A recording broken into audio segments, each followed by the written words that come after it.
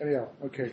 So there are a lot of questions, of course, concerning this week's parsha and last week's parsha. Next week, these parshiyot are the ones that all the action. There's a lot of action that's on. That's on. Just goes to sleep after a little while. I also go to sleep after a little while. The questions that come up are fundamental, and every parsha, basically the theme of it, especially this week's parsha, because the Torah does say that there's, Elazar is told to take the censer pans, the pans they use for the ketoris, and to actually melt it down and make it a covering for the mizbeach as a zecher to Klal Yisrael. Specifically, that no one should become like Korach Badosah. The Mishnah says that no one should become like Korach Badosah. The Gemara says that anybody who causes machlokas is really over the Yisr. This week's parsha is not really the Yisr per se, the Torah brings down, but it's kind of an Yisr that anyone who causes machlokas in Klal Yisrael is basically following the footsteps of Korach Badosah. That there's some kind of like thing here. It's not just like a unique singular event in the Chumash, but rather it's something that's it's relevant to everybody, shaykh to everybody, and you have to be careful that whatever you're doing on a small personal level or a larger level, that you're not creating controversy beyond what has to be done for the sake of Torah and mitzvahs and Kiddush Hashem. Because the moment you do, the moment you cause unnecessary machlokas, you're just being like Korach Badosah. Therefore, this all, and the Mishnah itself says that it brings down a machlokas. Let's get wound up here. Yeah. Calm, deep breathing. The machlokas lo l'shem shemaim is Korach Badosah, and the machlokas l'shem shemaim is Beis Hillel and Beis Shammai. And it's pointed out quite stark that by the machlokas l'shem shemaim, both parties are mentioned. But the machlokas lo l'shem shemaim, Moshe is left out. It just mentions Korach Badosah. So some say the machlokas was really amongst Korach Badosah, like he was really arguing amongst his own people and how far we should take this thing, and whether we should do it at all. Because you see that on Ben Pellet, he has regrets, and his wife saves the day by getting him out of the whole thing, getting him drunk, and the earth splits right up into his bed. Imagine rolling out of bed right into the crack, right? Too bad. But she saves his life, and the other pshatim is that when you're having machlokas lo l'shem shemaim, it doesn't make a difference who you're arguing with. Ki'ilu, they're not even there, right? You can talk and you can talk to the person, argue with the person, and threaten the person and respond to them.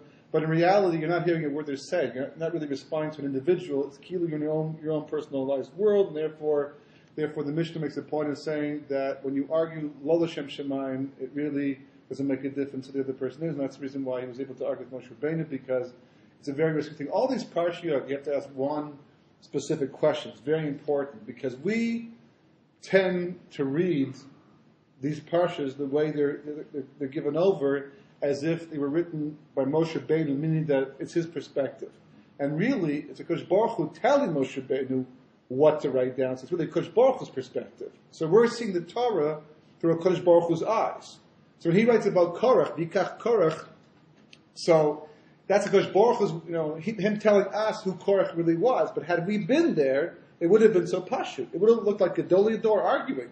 For the average person standing by, there's a very famous Chassidish story, that makes the point. I don't know if it's true or not, but it's not. But the story basically of a Rabbi, a Tish, one Friday night, Chassidim are going back and forth and getting into a real trance over here. And at one point in time, the Rabbi puts up his hand and he says, I'm a Gilgul, originally of one of Yaakov Avinu's sheep. Right? Now, at first you figure that's the big deal, a sheep, but I personally wouldn't mind being one of Yaakov Avinu's sheep. I'd take whatever position I can get in his camp, So that is certainly a very significant thing, especially when you look at the sheep. He produced, b'derech neis, they weren't ordinary sheep. Whatever, it doesn't make a difference. It makes a nice little story. So the Chassidim are all amazed. They're all, wow, it's amazing. Rabbi, we knew he's a great person. Starts up as one of Yaakov Avinu's sheep. It's fantastic. Wow, look what he's revealing. And they're all swaying some more and singing some more. And eventually he says, and after that, I came back as one of the Dor Day, a Dor Midbar. And they're, whoa, it's amazing. It's fantastic. He knows who he is, and he went back all to Moshe Rabbeinu's time, right? And they're all getting really into the whole thing. And finally, after a few minutes, a chassid at the back of the room, really impressed by the whole thing, he yells out, he says, Rabbi, he says, you saw the Helig of Moshe Rabbeinu? Yeah, Rabbi saw, some thought he was Moshe Rabbeinu, but he actually saw, the great Moshe Rabbeinu. Oh, unbelievable, right? But this Chassid is still he's making the cheshbonos over here. So he says, Rabbi, you were there when they left Mitzrayim? He says, yes, I was. He says, wow, it's amazing. Rabbi, you were there by the head of the Egel? Looks down, sadly, he says, yes, I was there too. Right? So all the Chassidim are just taking the whole thing in, singing, swaying back and forth, right? So finally this Chassid, he says, Rabbi, you were there when Korach challenged Moshe Rabbeinu? Rabbi says, I was there also for that too. And wow, the history in our leader, it's fantastic, right? And this Chassid, he asked one question that no one would have dared to ask, but he asked it anyhow. He says, Rabbi, who'd you side with? Right? I'm like, what are you crazy? Kill the guy. Who are you? He's a Rabbi. He's like Moshe Rabbeinu almost himself. And who's going to side with? The Rebbe's unfazed. Puts up his head. No. He says, the cows went down. He says, side with? These were the Gedolei Ador arguing. We just stood back to wait to see who's going to win. Right? Okay, I don't know, the story is that, it makes the point, and it's a very valid point. And the point is that it wasn't so clear cut, it wasn't so pashut. What's going on? The Torah, you have to always remember the Torah portrays, and don't forget, there's a very important point over here, that we're talking about not the Jewish people today, where someone goes out, they stand in of a Beit Knesset, they put up their hand, there's a machlokas going on, they speak their mind, and one's a Rav, another person's a Rav. It's not like that, where easily people's gaiva and taivas can be picked up because they have a reputation, and Yir Shemaim is a very tricky thing in this generation. We're talking about a time in history where the Anei Kavod are hovering above the camp. Man is falling from Shemaim. The Ber Miriam is following them through the Midbar. The Shechina is right there. Moshe goes in, he talks to the Baruch Hu. The Mishkan is set up. There's no way in the world, and this is very important, there's no way in the world you can learn these stories and understand them, these accounts, forget about stories, accounts, and understand them and appreciate them and learn from them what they have to teach, unless you realize that no one's going to do this unless they think they're doing a mitzvah. The Meraglim in last week's Parsha, which we spoke about, the only way they could come back and literally challenge Moshe Rabbeinu and reject the land with the Shekhinah right there. Think about it. Do the cheshbon yourself. How is it possible? Because Baruch Hu's right there. They saw what happened by the head of the Egel. They saw what happened by Pinchas b'Halosecha. They know what Kodesh Baruch Hu means business. So if you see that Kodesh Baruch Hu is there and the punishment comes swiftly, are you going to go out and do the wrong thing purposely, deliberately, and wait for punishment to come? It's like sticking your finger in the light socket waiting for the shock. You can do it, but it doesn't make sense. You can go out to the lightning storm with an umbrella. Okay, true. What are the odds? Pretty good, but let's find out. No, you're not going to do it. You don't come back and reject the land unless you believe it's a mitzvah. So we spoke about that. That's already recorded. Right? Go back and read the notes. But this week's Parsha too, and next week's Parsha, and all the Parshiyot, that you don't challenge Moshe Rabbeinu. You don't go and do what they did this week's Parsha unless you believe you're doing a mitzvah. Because then you can convince yourself you have the support of a Kodesh Baruch Hu. So the question becomes, which mitzvah are you doing? Right? So or which mitzvah they think they were doing, and why were they wrong, or was it off, and what's the whole cheshbon over here? Because we're all rationalizing. We're all doing the same thing on a daily basis. Islam is doing the same thing there. Well, Islam is already a sheker, and Christianity is already a sheker. But they convince themselves that's what God really Yeah, that's not the problem. It's so different, really. Well, in that respect, you're right. And we're being like them when we go ahead to do the same thing with our own, with Judaism itself. That's exactly the point, is that how many people actually work through how they know that God exists and how people born from birth. How many people have worked out the Torah from Sinai who didn't grow up from birth? About Shuvah has the advantage of being somebody who had to do exactly that because he wasn't going to accept it until he thought there was a reasonable chance it was true. But many people who grow up, and that's just the way it is. Kacha, they don't know anything else. Other people question, make off the derech. But the point is that we're all doing the same thing on some level. We point the fingers at Korach, what a fool. right? He had a comment. This guy doesn't know what he's talking about. He challenged Moshe Rabbeinu, and we're clearly standing behind Moshe Rabbeinu. But the reality is, he had 250 people from Sanhedrin, leaders, important people, and more people might have joined had it gone more in his direction. And you see, even after the whole thing happens, they come and complain to Moshe Rabbeinu about the death of Korach. They're not so convinced yet, everybody. So the moment that you take Torah and you twist it in a way and justify what you're doing because you believe that's the mitzvah you're supposed to be doing, when in fact it's not the mitzvah you're supposed to be doing, how are you supposed to know that? So we have leaders, we have Torah to think it out. The bottom line really is self-honesty. That's about one of the most important. That's why Derech Eretz Kadmon Torah. Self-honesty is one of the most important keys to being able to fulfill Torah properly. And then, of course, the learning fills in the gaps and tells you what to do. But you have to approach the Parsha by asking the question, not just assuming he's a Rasha off the bat, because that's the way HaKadosh Baruch Hu is cutting through everything. And it says that the brothers hated, and they had Sina and Kina for Yosef. That's not the way it appeared on the surface. They certainly weren't coming from there. Because if they thought they had Sina, like they were jealous and they were hateful of Yosef, they would have had no Pischon Peh. If you can see your own jealousy of your brother, if you can see what's driving you against your brother is your own jealousy, your anger, your hatred, you feel it. You feel bad about it. You feel compelled to hold yourself back. But you don't want to do that. So what do you do instead? You justify, you start looking for flaws, and he antagonized me, he's got this problem, that problem. But the Torah goes ahead and says you can fool yourself some of the time, you can fool most of the people most of the time, but you can fool the Kosh Baruch Hu none of the time in the end. So Kosh Baruch Hu just rips across, all the layers aside, and says, here's what's going on. Sina and Kina. And look what it does to the Jewish people because of it. In last week's Parsha, same thing. These people were leaders. That's why we're always so confused. That's what Kasher and you, they were kosher, not kosher. That's why we're always so confused. Because, which was it, this or that? And the answer was, it was both. But on the surface of it, because we can always, appear like tzaddikim on the surface, the question is what's cooking below the surface? What's really going on over here? And that's what the Parsha are all about. You have to get to the core of who you are. And very often, people have no idea who they are or what's driving them. Wives will point out to husbands very often what's driving them. Husbands aren't so clued in what's driving their wives. There's a different type of nature. But we're pretty good at pointing out other people's flaws and drives. When it comes to ourselves, we're fooling ourselves all the time. And when we do fool ourselves, it's not simply a question of causing machlokas, it's also a question of rationalizing falsehood to make it look like mitzvah, to justify what you're doing. If you're doing that, you're behaving like Korach too. Same thing as well. So, first of all, that's the first question. What's driving Korach? That he was able to challenge Moshe Rabbeinu, unafraid of consequence. Right? What's going on below the surface, right? What concerned Moshe? This is a very curious detail. Moshe turns to he says, you guys are Rashai, you're going to get yours in the end. You'll see Kosh Baruch Hu is going to prove that I'm not acting my own over here. It's Kosh Baruch Hu is backing me, and you'll see it's true. And they all walk away, and Moshe goes to Kosh Baruch Hu, do me a favor, please, whatever you do, don't accept his offering. Right? Don't accept his mincha. Right? And here's the reason why, Hashem.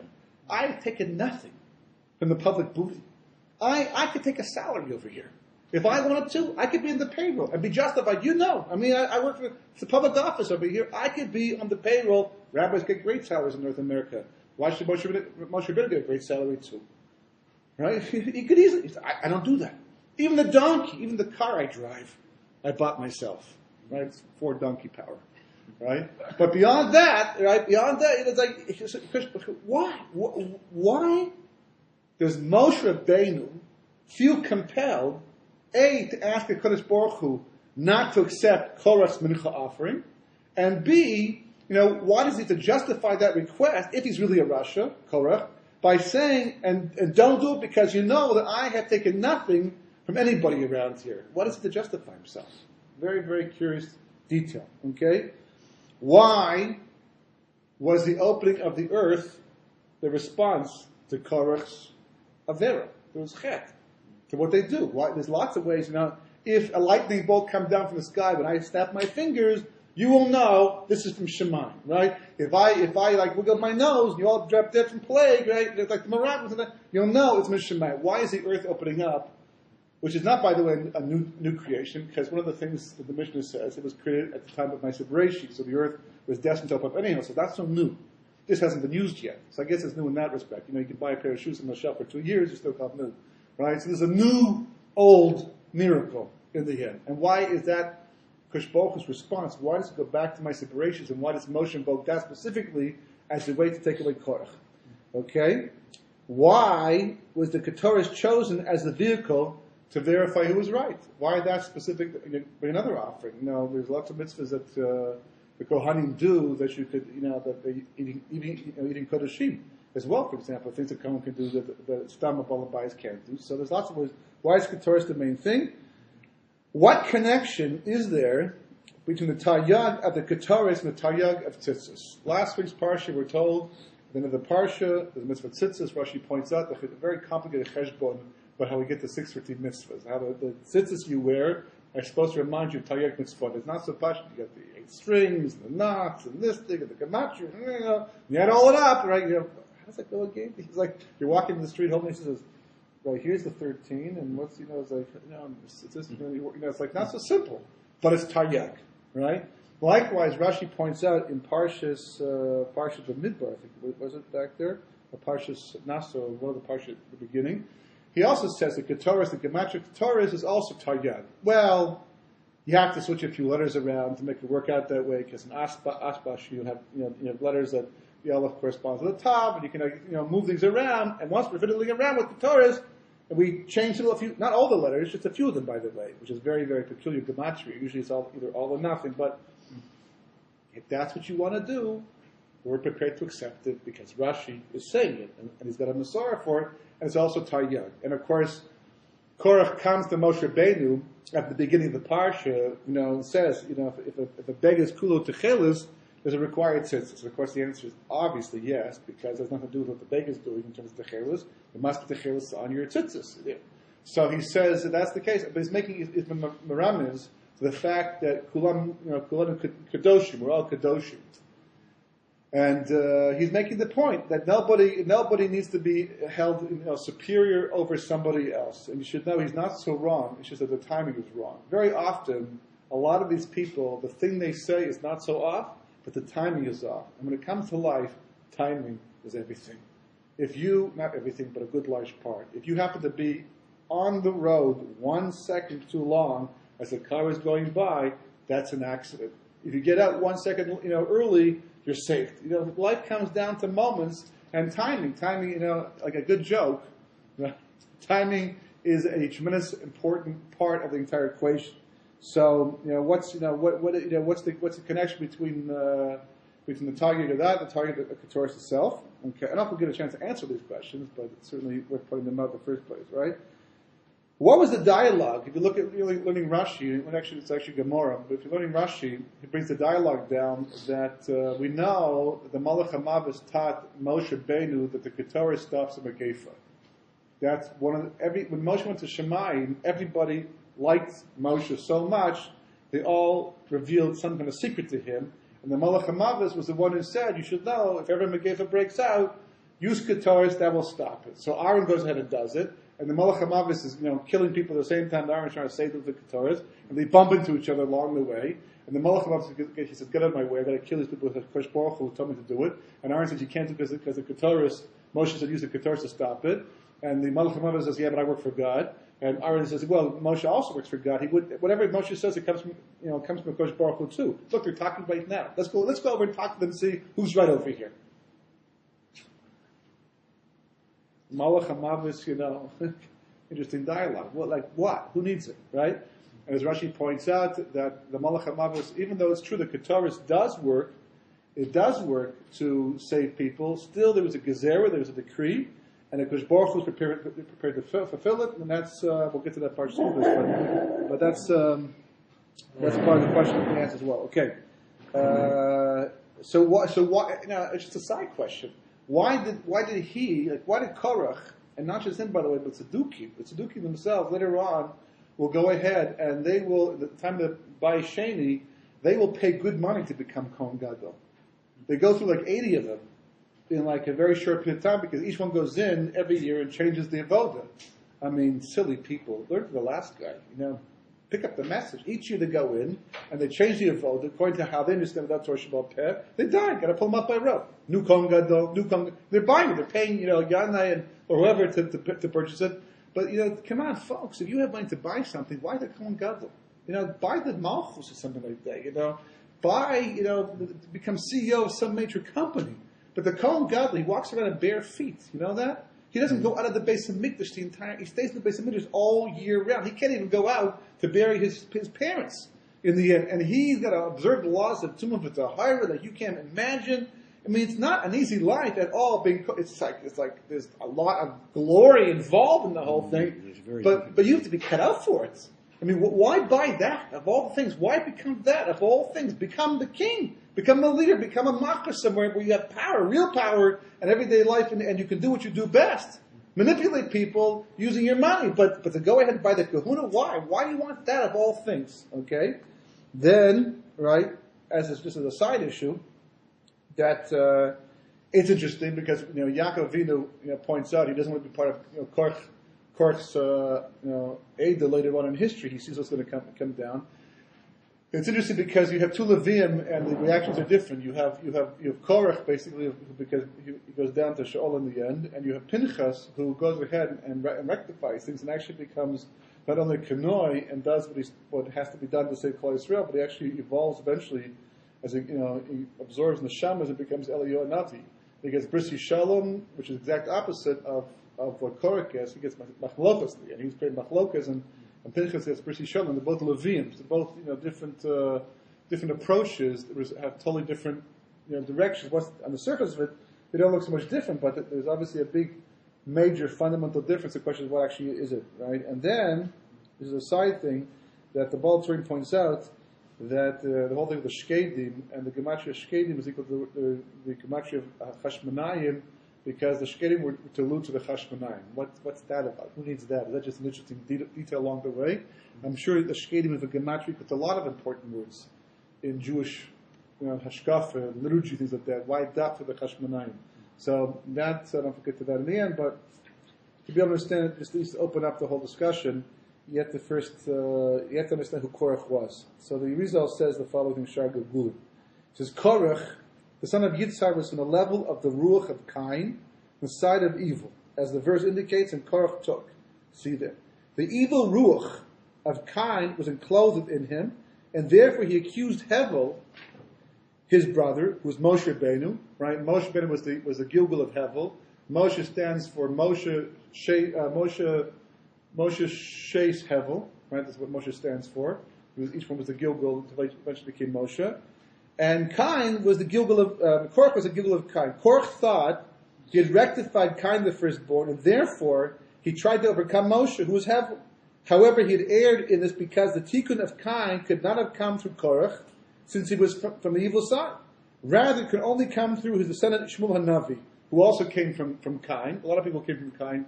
Rabbi Kiva also came from the Shem of Cain. In fact, it says that the Mitzri that Moshe killed using the Shem Havai was also a spark from Cain, and that when he used the Shem HaMeforish to kill the Mitzri, he didn't actually hit him.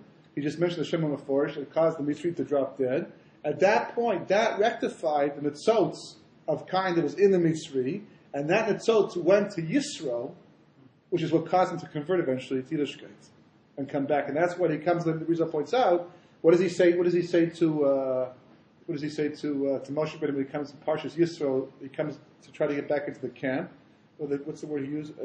Ani chosen Yisro, right? The Rosh Hashanah supposed the word achi. So the Rizal points out that he's saying to Moshe Rabbeinu, if you don't accept me as your father-in-law and the father of your wife and children, accept me at least as your brother, who we once lived together, and I've done tshuva, I fixed up that part of Cain. Let's get back together and make amends. So it's all kinds of connections. But the main point over here is the machlok is taking place. And this week's parsha is the final chapter of an argument that began back at the beginning of history. This is not Korach and Moshe Rabbeinu fighting. This is Hevel and Cain going at it once again. Exactly the whole thing all over again. In fact, if you look, it's very interesting because what's the whole machlokus over?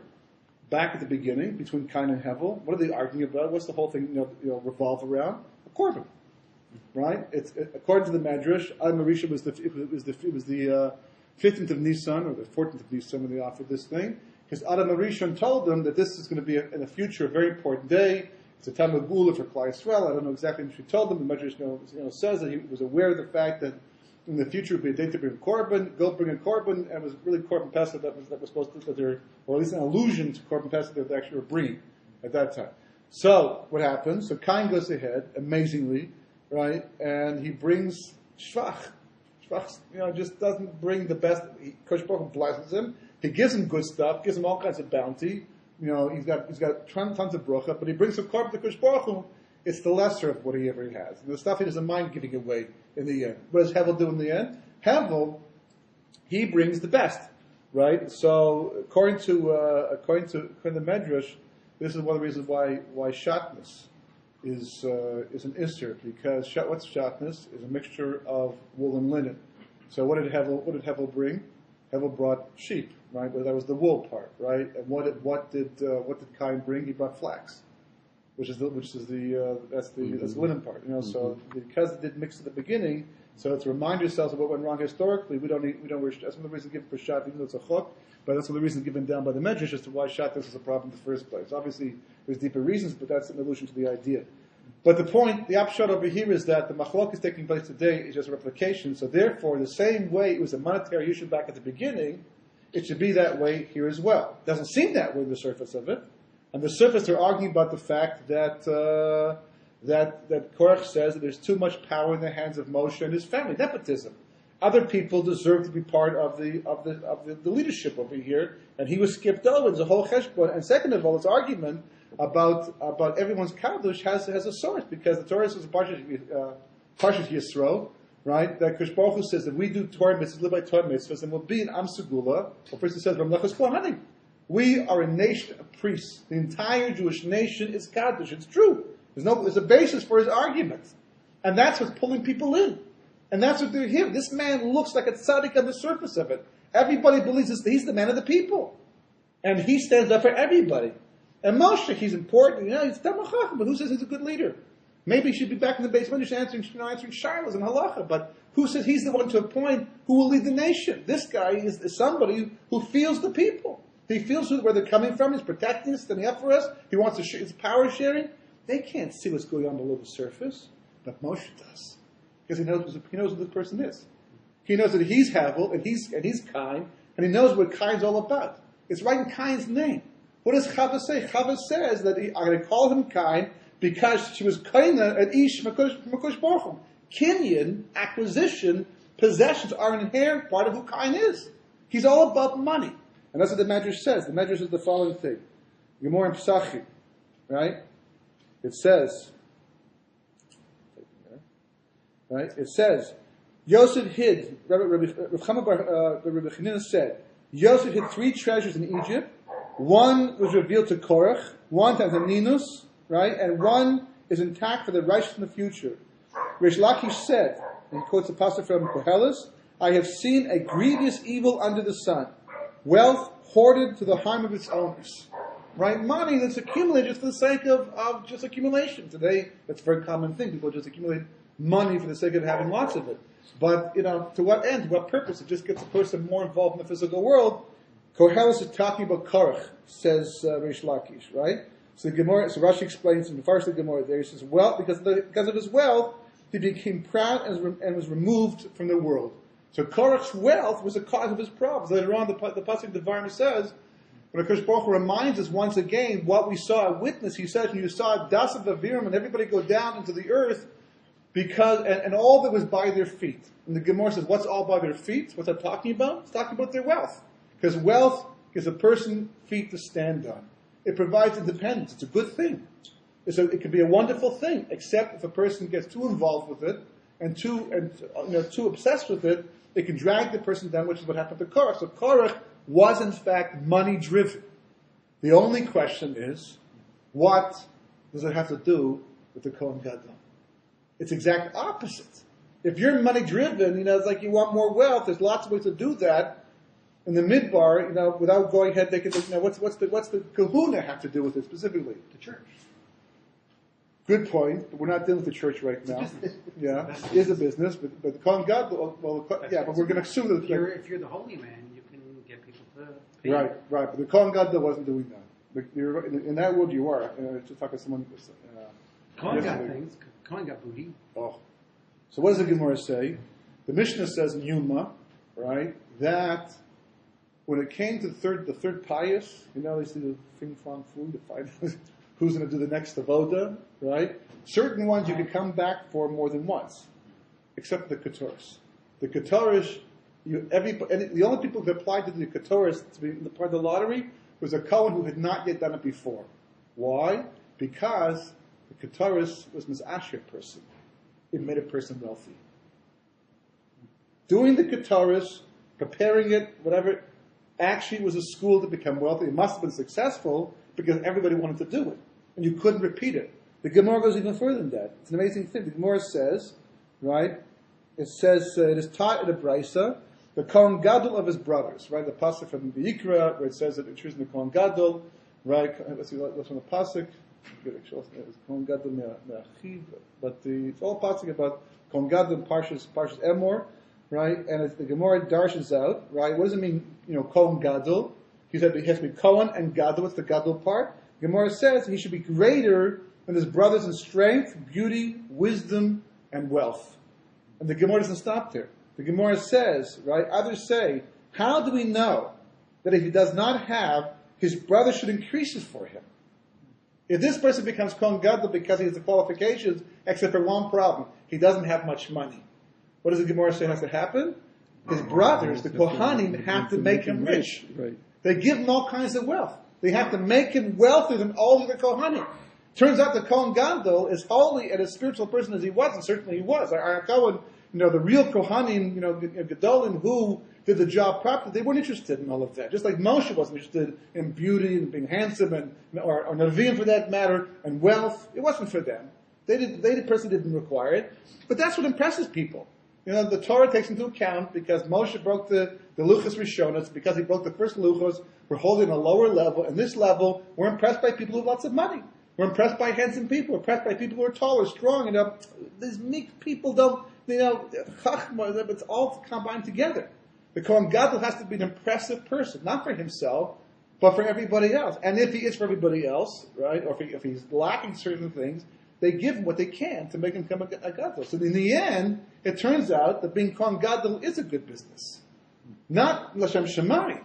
But if a person wasn't L'Shem Shemayim, and a person wanted to become even wealthier and have control over a lot of wealth and actually be able to have a school to do it and somehow camouflage it with good intentions or what appears to be good intentions, like Korach was doing every year, so then it would fit in perfectly with exactly who Cain is and what Korach was doing and what Moshe saw. So that's the case, right? If in fact Moshe understands this and he is closing the final chapter on a book that was opened up 26 generations earlier, and he realizes what's going on, he wants closure. Actually, he wants opening. But closure with the opening. So what does the pasuk say? The pasuk says, right, Cain kills Hevel. And Kosh Baruch Hu says, where is your brother? And he says, Shomer achi anochi. Am I my brother's keeper? So Kosh Baruch Hu says to him, what have you done? The voice of your brother's blood cries to me from the ground, right? From the earth. Why? Because the earth is swallowing up the blood of heaven. That's what the Torah says. So, mida keneged mida. Mida keneged mida. What does Moshe do? He says, I can see right through you. I know exactly who you are. I know exactly. You could fool all these people over here. They're not like me. Not that I'm great because of myself. I'm great because the Kosh Baruch Hu talks to me. He gives me the greatness. Okay. And amongst the thing he gives me is Nevuah. And I am fully aware of where you're coming from. And if I just simply punish you with any other punishment, you see how feisty they are even after this. They come back or they complain. But a point has to be made over here.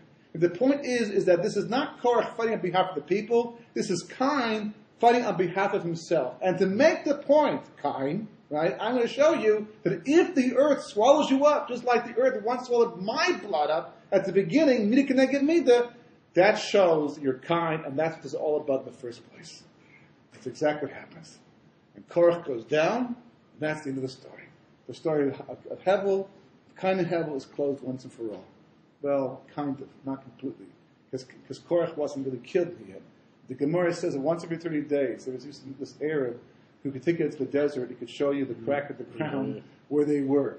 right? And if you put your ear, It's still screaming. you're still screaming. Yeah, it's like they're like on a spit. They're like a barbecue. They go around like one of your Should ears. the tikkun have happened when Well, Spark really, went to Yisro and Yisro came and he said he's a Ach of Moshe? Shouldn't that have been? It broke up, so different pieces got fixed up. So some rectified. part, yeah. So that part did not get rectified yet. That was part of the rectification. What happened to Korach See, this is only like part one. and his sons? No, it's not really part one. That spark basically went to this rectification, and I have to go back and look at the whole chesh because actually it's a journey, not an avihu. It's a whole long journey. The spark where it goes and what happens, but this is definitely a major part of the tikkun of that one particular spark. And what happens is that if you put your ear to the earth, you can actually hear Korach as he comes to the surface, and he says, Moshe, Emes, Torah Emes, Korach Vedasa Bedoyim. Right? So once heard before, it sounds nice, right? He's finally admitting the truth. Moshe, the Torah Emes, but Korach and his followers are liars. You want to hear the irony? You're a great guy, but you should know I'm a liar. So even down there, still. Even down there, hanging on, right? Now that's not a pshat. Pashut pshat is he's actually admitting he made a mistake. But that's the problem with sheker. That's the problem with the person who has it so deeply rooted inside of them, they can't get out of them, that even after the punishment, even after it's perfectly clear who they are, the whole world can see it. But they're so wrapped up with that sheker. And you see people today who are like that. Now, we all have to some degree. But some people more than others. They're so wrapped up with it that if you try to show them where they're wrong, they can't admit it, even though the whole world's yelling. I know one particular case where everyone's like, tell this person, you've got to change it. It's like ruining your relationships. It's ruining your business relationships. It's causing all kinds of problems. But he feels, Kenira, that if he admits to this problem, his whole world will go down. It's not true. Control. Right? Yeah, it's not true because he'll just get better in the end. But that's the belief. And he hangs on to it, even though he's going down. It's not much tragedy. He's going down because of it. Right? It takes a great person to be able to say, I'm wrong. A great person to be able to see the emes as the emes actually is. And to be able to say, I made a mistake. And I'm prepared to make amends and change the whole thing and go down and start all over again and build up once again from scratch. So that was the greatness of somebody like David HaMelech? Yes. That he was able to do that. Yes. And people like that. That's So exactly what it did is. Korach say that made him look like he still wanted to hang on? What was the words he used? Bedaim, but we're liars. We're liars. So what's wrong with that? Because when he's saying it, it's like his first. If he only said that we're liars, Yeah. that's all he said. Yeah. That would be enough. But his first statement is that Moshe and his Torah is true, Yeah. but we're liars. So it's almost as if saying we're saying that statement because we have to, but we don't really believe in it. Mm. That's the way it comes out. The only question now is that all that being said, what are we holding time with? So 4 more minutes. All that being For you. all that being said. Well, 9:30. All that being said, basically, is there's still one more question to deal with. There's a few questions to deal with, but one question specifically, and that is why did Moshe Rabbeinu feel compelled to justify his existence and ask the Kodesh Baruch Hu not to accept Korach's offering? Clearly, the guy was a Russia. Clearly, he was completely off base. The Kodesh Baruch Hu was ahead, and he takes him down. And the dasso and the fire comes out and plague and all kinds of terrible things. Why was Moshe concerned? So there is a sefer called Sefer Eliyahu in a chapter called Pirkei Moshiach. And in that chapter, and you may have seen it before, it was going around for a while, but I haven't seen it for a long time, talks about an event at the end of days. At the end of days, it says that the B'nai Keturah, they're called B'nai Keturah, I think they're called B'nai Keturah. They come, which is a branch of Islam for the most part. So it's Hagar and Abraham's kids who went to the east and spread after that. Right? They come to the Jewish people. They say, we've been fighting for a long time. You believe that you're the chosen people, and we believe that we're the chosen people. We're coming close to the end of history.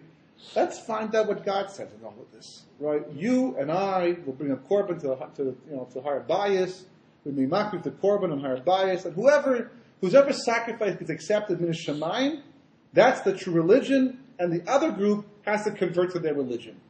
So the Jewish people thinking, this is what Medrash says, right? Thinking to themselves, well, that's a no-brainer. We know we're the true religion. Their guys can make stuff up. They're gonna find out the truth once and for all, and it'll be a great Kish Hashem to have a fire come down from Shemayim and burn up our korban like Eliyahu's time, there's a repetition, and let's do it, right? So they go ahead and they set up their Mizbeach, and we go ahead and we set up our Mizbeach and offer our korban, and the Medrash says the fire comes down and burns up the korban of B'nai Keturah.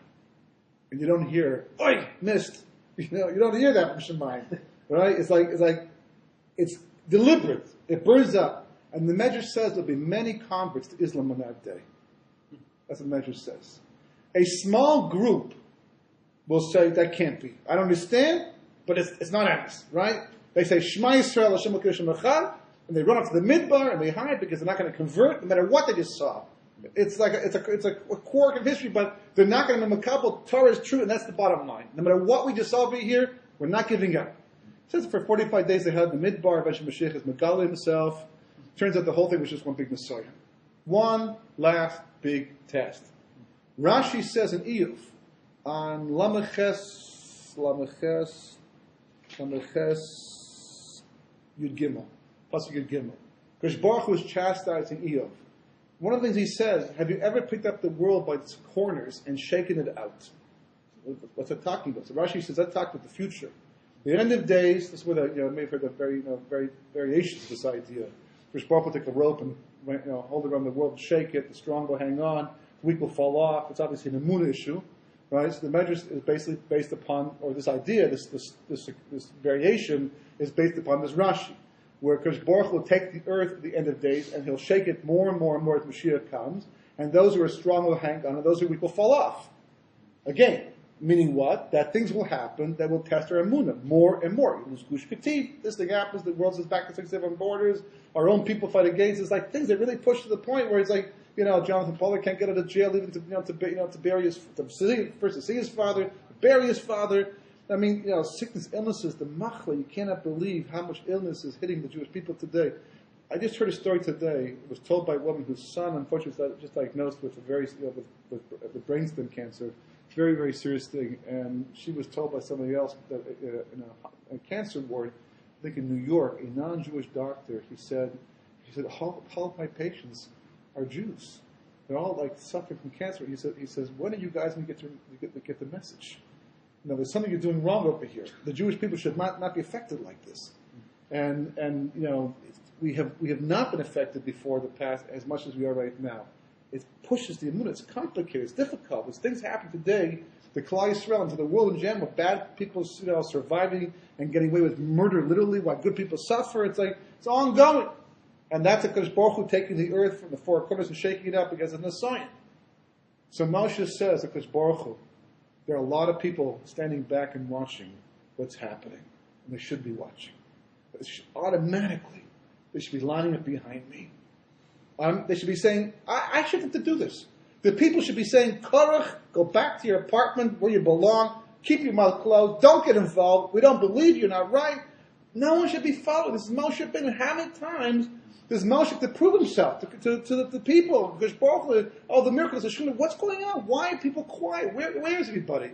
My Rosh Hashiva, with Noach Weinberg, he used to point out something that the rest of us sort of overlooked. Who are the heroes by Egel Zahav? B'nai Levi.